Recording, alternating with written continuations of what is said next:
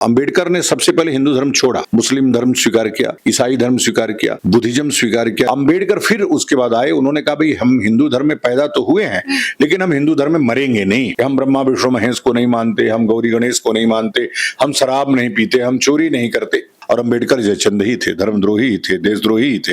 एक अदना सा आदमी जिसका कोई इंटेलेक्चुअल लेवल नहीं था, जिसने 33% मार्क पाया हाई स्कूल, जिसने 42% मार्क पाया इंटरमीडिएट में, जिसका कहीं भी कोई भी फर्स्ट डिवीजन नहीं है, ऐसे व्यक्ति को महान बनाने की कोशिश की गई। संविधान में कहीं आरक्षण नहीं है, संविधान में कहीं SC ST OBC नहीं है। अगर अंबेडकर संविधान निर्माता थे तो 50 के बाद एक भी पुरस्कार उनको क्यों नहीं मिला, उनको भारत रत्न क्यों नहीं मिला? सबसे ज्यादा कास्ट डिस्क्रिमिनेशन आज कैंपसों में ब्राह्मणों का हो रहा है। ब्राह्मणों भारत छोड़ो, ब्राह्मणों का नरसंहार, ब्राह्मण की बेटी मांगो, उसको ही आपने अपराधी घोषित कर दिया। कि अब हमारे अंदर चाणक्य की आत्मा आ गई है, मोदी के अंदर धनानंद की आत्मा आ गई है, और इस धनानंद के समूल नाश तक ये चाणक्य लड़ता रहेगा। लड़ते लड़ते अगर वीर गति को भी प्राप्त हुआ तो कोई बात नहीं, हमने तो पिंडदान कर लिया, मोदी अपना सोचें। इस वक्त हमारे साथ वीडियो में बातचीत करने के लिए स्वामी आनंद स्वरूप महाराज जी मौजूद हैं। अभी हाल ही में इन्होंने UGC के नए कानून के विरोध में दिल्ली में एक बड़ा आंदोलन किया था। महाराज जी, सबसे पहले तो आपका हमारे चैनल में बहुत बहुत स्वागत है। बहुत धन्यवाद, आपका चैनल, बहुत दिनों बाद आपके साथ इंटरव्यू का अवसर मिल रहा है। मेरा पहला सवाल होगा महाराज जी, आपने इतना बड़ा आंदोलन किया, मैदान में आपने कहा सारे सवर्ण एक हो जाएं, सारे ब्राह्मण एक हो जाएं, ये विरोध क्यों है? आखिर UGC के नए कानून में दिक्कत क्या है? नहीं, UGC नहीं, पीछे भी हमारी दिक्कतें नहीं है जी। अभी जब बात बच्चों पे आ जाती है, बच्चों के भविष्य पे आ जाती है, कोई व्यक्ति जन्मना अपराधी कैसे हो सकता है? और जब हमने संविधान बना लिया है और संविधान में हम ये प्रयास कर रहे हैं करने का कि हमारे समक्ष राजा इस देश का संविधान है और राजा के समक्ष उसकी प्रजा समान होती है, उसमें हम भेद नहीं कर सकते, किसी को रसगुल्ला और किसी को मिर्च नहीं खिला सकते। तो लेकिन सरकार एक को रसगुल्ला और एक को मिर्च खिलाने का प्रयास कर रही है। तो हम सब मिर्च खाने वाले लोग हैं और मिर्च खाने वालों को इकट्ठा करके हमने कहा कि अब पानी सर से ऊपर जा रहा है, अब हमको सड़कों पे आना चाहिए। और इसको लेकर के UGC एक्ट जो आया है, UGC एक्ट में जो विषय है जिस पे हमको आपत्ति है वो ये है कि कोई व्यक्ति कास्ट डिस्क्रिमिनेशन जब करता है, सबसे ज्यादा कास्ट डिस्क्रिमिनेशन आज कैंपसों में ब्राह्मणों का हो रहा है। ब्राह्मणों भारत छोड़ो, ब्राह्मणों का नरसंहार, ब्राह्मण की बेटी मांगो, या आदि आदि जो ब्राह्मण के नाम पर डिस्क्रिमिनेशन हो रहा है वो ब्राह्मणों का हो रहा है, लेकिन उसको ही आपने अपराधी घोषित कर दिया। किसने अपराधी घोषित कर दिया? सरकार ने UGC एक्ट बना करके। अब आप कह रहे हैं कि कोई व्यक्ति ब्राह्मण हो गया, इतने मात्र से वो अपराधी हो जाएगा। यदि कोई व्यक्ति गलत आरोप भी लगा दे तो भी उस पर कोई कार्रवाई नहीं होगी। और यह चीज कास्ट डिस्क्रिमिनेशन की जब बात आती है तो आप कोई व्यक्ति किसी के लिए करे तो आप उस पर दंड दीजिए, लेकिन आपने यह मान लिया है कि यह व्यक्ति, एक व्यक्ति विक्टिम है और एक व्यक्ति अपराधी है। तो इस पे हमको विरोध था, हमारी आपत्ति थी। हमने कॉल दिया 8 मार्च को, पूरे देश से लाखों लोग आकर के स्वतंत्रता आंदोलन की तरह दिल्ली की सड़कों पे गिरफ्तारियां दिए। 2,23,000 के आसपास बाउंड डाउन हुए लोग, जो थानों में जिसका रजिस्ट्रेशन, मतलब जो लोग गिरफ्तार हुए। वैसे तो 10 लाख के आसपास संख्या थी। ये सवर्णों का अब तक का सबसे बड़ा आंदोलन था और ये बताता है कि सवर्ण कितना आक्रोशित है मोदी सरकार के प्रति। भाई वही सवर्ण आपको यहां तक ले आया। पहले RSS की स्थापना करने वाले लोग, भाजपा की स्थापना करने वाले लोग, भाजपा को आगे ले जाने वाले लोग वही सवर्ण समाज के लोग थे। यानी कि आप कह रहे हैं कि भाजपा को आगे ले जाने वाला सवर्ण समाज है? बिल्कुल, भाजपा को ले जाने वाला आगे सवर्ण समाज है और भाजपा ने उनके पीठ में खंजर मारा है।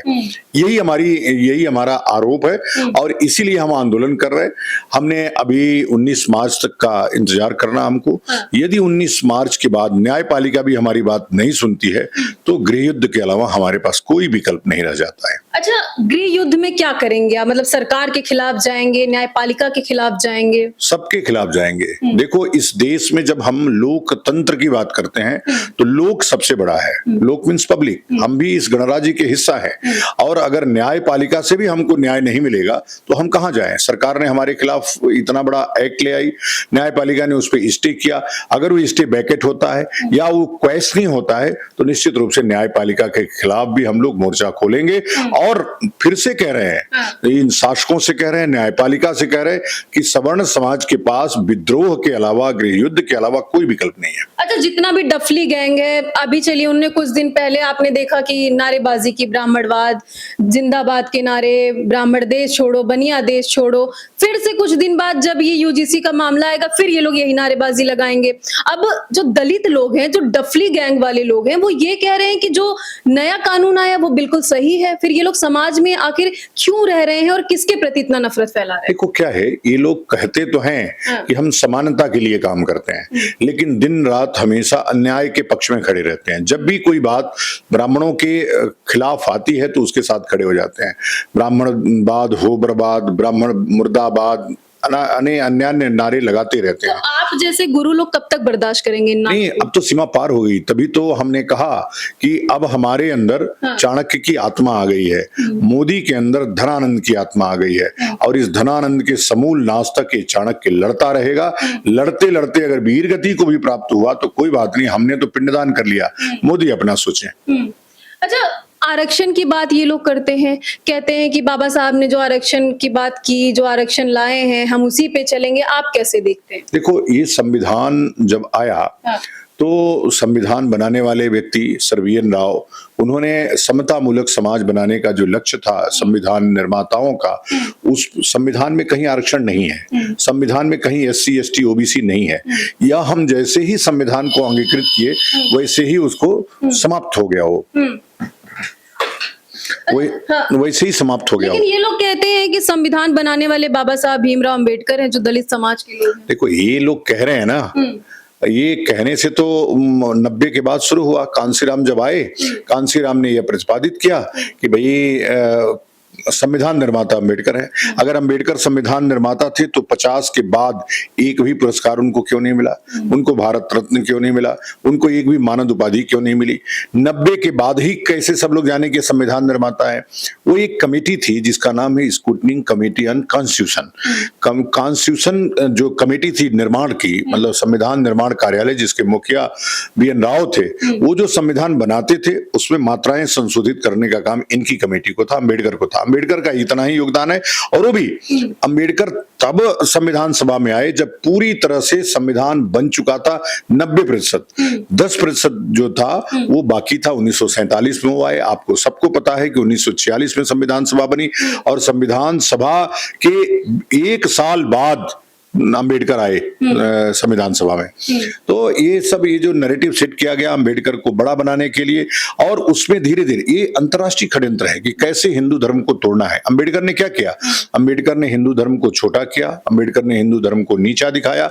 अंबेडकर ने जो ला करके न्यू बुद्धिज्म खड़ा किया, जिसमें ब्रह्मा विष्णु महेश को नहीं मानता, गौरी गणेश को नहीं मानता। माने हिंदू धर्म कैसे टूटेगा, अंग्रेजों ने उनको टूल्स के रूप में प्रयोग किया। अब मोदी उसको टूल्स के रूप में प्रयोग कर रहे हैं और भारत में न्यू बुद्धिज्म लाना चाहते हैं, जो हम कभी होने नहीं देंगे। अच्छा, आपने कहा कि अंबेडकर हिंदू को छोटा करना चाहते हैं, हिंदू धर्म को।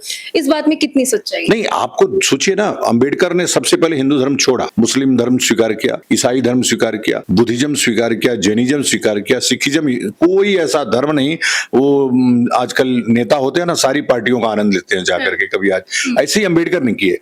अंबेडकर फिर उसके बाद आए, उन्होंने कहा भाई हम हिंदू धर्म में पैदा तो हुए हैं लेकिन हम हिंदू धर्म में मरेंगे नहीं। तो उन्होंने अंत में वही किया, अंत में अपना एक धर्म बना लिया जिसका नाम न्यू बुद्धिज्म है, जिसमें 22 प्रतिज्ञाएं लाए और 22 प्रतिज्ञाओं में रोज गालियां दी जा रही हैं हिंदू धर्म को कि हम ब्रह्मा विष्णु महेश को नहीं मानते, हम गौरी गणेश को नहीं मानते, हम शराब नहीं पीते, हम चोरी नहीं करते। अन्य 22 जो लोग हिंदू हो के हिंदू धर्म को नहीं मानते हैं, सर उनको क्या बोलना चाहेंगे? देश में आखिर वो फिर कैसे रहेंगे? वही तो धर्मद्रोही हैं, वही जयचंद है, वही विभीषण है हमारे धर्म के। और अंबेडकर जयचंद ही थे, धर्मद्रोही ही थे, देशद्रोही ही थे। जब देश, अरे मत बोलिए अंबेडकर जयचंद थे, उनके समाज के लोग गालियां देने लगे। भाई देने दो ना, गाली तो दे ही रहे हैं वो आके तर्क करें इस पे ना। हमारा देश तर्क प्रधान देश है। अगर जो बातें हम कह रहे हैं उसमें एक भी गलत हो तो आकर के हमसे तर्क करें। मैंने कहा था उनके लोगों को, और कई कई बार तर्क हुआ है, उन्होंने माना है हमारी सच्चाई को कि आप जो कह रहे हैं वो सच है। अंबेडकर ऐसे ही थे जैसे मैं कह रहा हूं, और अंबेडकर एक अदना से व्यक्ति थे जिसको कि नरेंद्र मोदी ने बढ़ा करके, बहुत पहले कांसीराम और बाद में नरेंद्र मोदी ने बढ़ा करके बड़ा आदमी कर दिया कि कहीं गांधी बड़े आदमी ना हो जाए। केवल गांधी को छोटा करने के लिए एक अदना सा आदमी जिसका कोई इंटेलेक्चुअल लेवल नहीं था, जिसने 33% मार्क पाया हाई स्कूल, जिसने 42% मार्क पाया इंटरमीडिएट में, जिसका कहीं भी कोई भी फर्स्ट डिवीजन नहीं है, ऐसे व्यक्ति को महान बनाने की कोशिश की गई। ऐसे व्यक्ति को जो 22 वर्षों में 20 वर्षों में पीएचडी किया हो, आज एक अदना सा आदमी 18 महीने में पीएचडी कर लेता है। अंबेडकर 20 वर्षों में पीएचडी क्यों किए? क्यों वो जाकर के कोलंबिया में फेल हुए? क्यों उनको डीएससी आना पड़ा लंदन? तो एक सबकी एक कहानी है, उस पर हमने किताब लिख दी है देश के लिए। देश उसको पढ़ रहा है, देश उसकी जानकारियां ले रहा है। सच से सच को बताना यही मेरा कर्तव्य है, वो मैं कर रहा हूं।